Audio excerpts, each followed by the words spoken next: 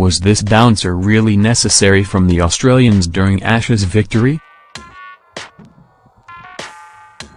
Was this bouncer really necessary from the Australians during Ashes' victory?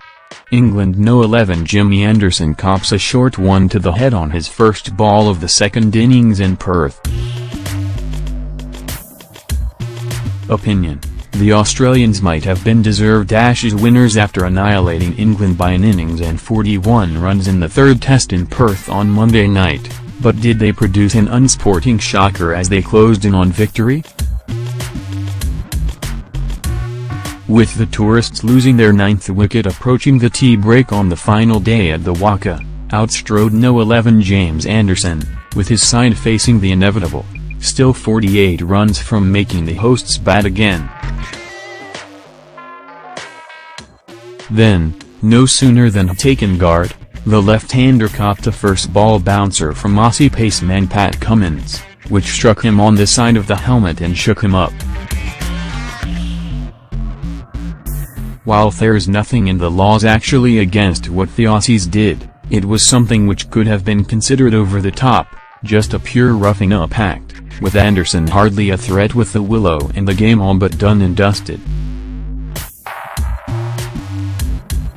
After turning his head and copying the ball on the side of the grill, Anderson hunched over, then crouched, to try and regain his composure, before medical staff arrived to assist.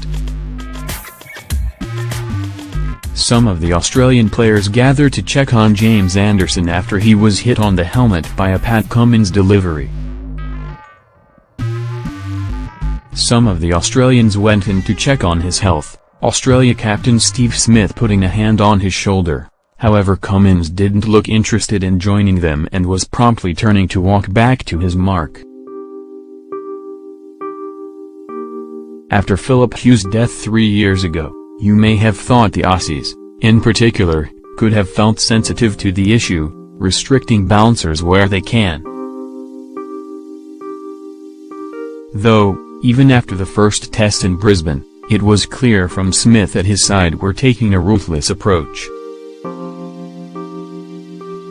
Pat Cummins showed little remorse after striking tail-ender James Anderson on the helmet.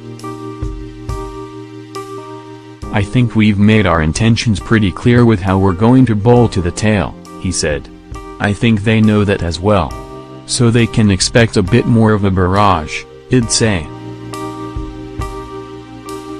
While top-order batsmen have always been fair game, there was once a gentleman's agreement that the lower order wouldn't face any short-pitched barrage.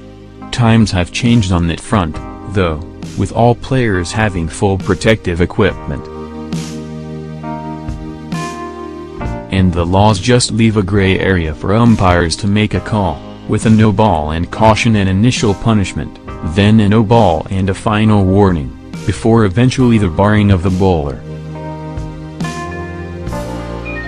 The bowling of fast short-pitched balls is unfair if, in the opinion of the umpire at the bowler's end, it constitutes an attempt to intimidate the striker, the law reads. Umpires shall consider intimidation to be the deliberate bowling of fast short-pitched balls which by their length, height and direction are intended or likely to inflict physical injury on the striker. The relative skill of the striker shall also be taken into consideration. It would take a rather brave umpire to make that call. But just a mildly brave captain could also take that awkward decision out of their hands.